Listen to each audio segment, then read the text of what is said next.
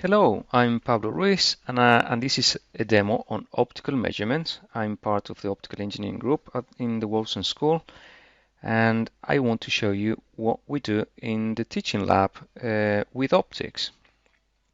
So this demo will show you a part of an optical lab that we run in the module WSD 902, which is called Laser and Optical Measurements. And in that module, we look at optical systems and laser sources to measure different things that are useful in engineering.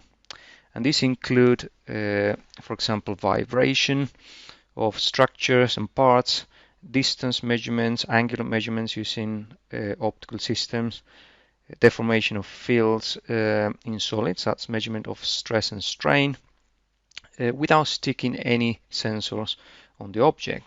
These are non-contact, non-destructive measurements and are also useful to measure fluid flow. So very useful in experimental fluid mechanics, experimental mechanics.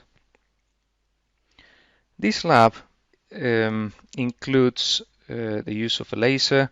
It's part of it's the implementation of a technique called speckle interferometry, and I will explain briefly how it works or what the setup looks like by pointing out at the different parts of the setup. Okay, so let me check that we have a nice pen here.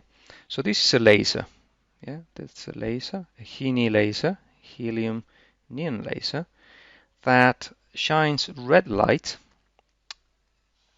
We have a very narrow beam of coherent light, 632 nanometers. There's a flat mirror here that steers the beam towards a partial mirror here in this block. That partial mirror splits the beam in two. Here we call that beam splitter. Yeah, beam splitter. And so we have two objects, two beams propagating in different directions.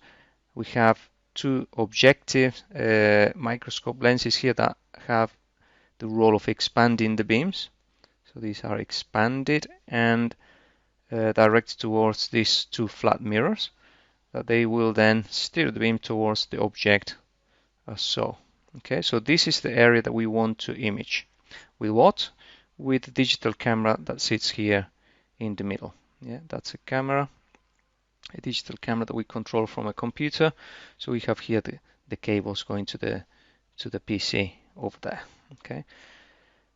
We also have some other elements that are not relevant for this short demo, but let's have a look at what happens here in the object. Yeah, so we're going to illuminate that region here with two coherent beams, and if the optical path difference between these two beams is within the coherence length of the laser, we'll be able to see a deformation field by comparing interferograms recorded before and after loading our beam.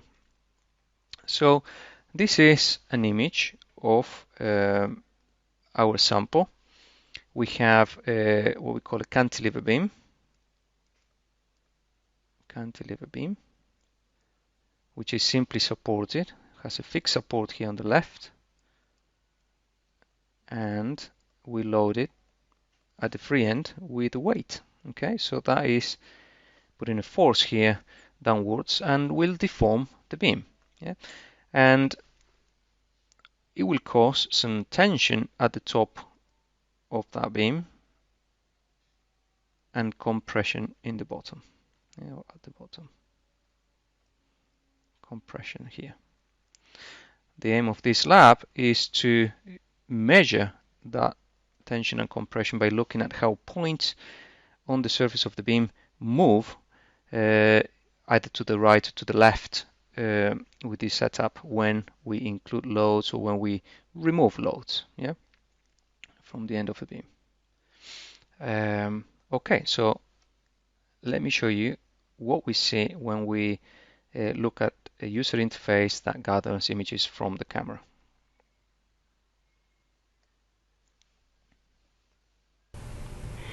Okay, so what we have here is a graphical user interface. It's recording images live from the camera. Here we see the object is illuminated only by laser lights. Here we have a laser light beam coming from the left and the one from the right. Sensitivity is then along the horizontal direction, only along the x-axis. We see here only the intensity. What I'm going to do now is to show the difference, the absolute value of the difference of the intensities. Yeah? When I press reference here, it takes a new reference image and it subtracts it from all the other frames in the sequence that the camera is recording, yeah, constantly. So we are not changing or deforming the sample in any way, haven't done anything to it yet, but you can see that some speckles are changing. So if nothing changed, we should see black, okay, because we'll be subtracting the same thing. I'm going to add now 10 grams to the sample at the free end, and after a few seconds of a transient deformation and vibration there of the sample, we can see a fringe pattern emerging here. And this fringe pattern in the middle, if we had a very stable lab without convective current, it would be here bang in the middle. Yeah, you can see that symmetry is related to the fact that we have tensile strain at the top, compressive at the bottom, but we cannot distinguish the sign of the strain or the displacement with this setup. The key in this setup is that these fringes correspond to points of equal displacement in the sensitivity direction of the interferometer that we call the sensitivity vector. In this case, is horizontal. So, and due to the wavelength of light and the angle of illumination, in our case, it corresponds that so the fringes. So if 2 points are A and B are separated by one fringe, it means that one point moved relative to the other. For example, point B moved relative to A by, in this case, about 2 micrometers to the right. It's a very small distance. It's about 1/40th of the diameter of a human hair. Yeah. So 2 microns is roughly that. Yeah. To give you an idea of how sensitivity is and how small the displacement fields can be measured. So for that reason, it's very useful in mechanical engineering. That's all from me. Thank you very much for your attention.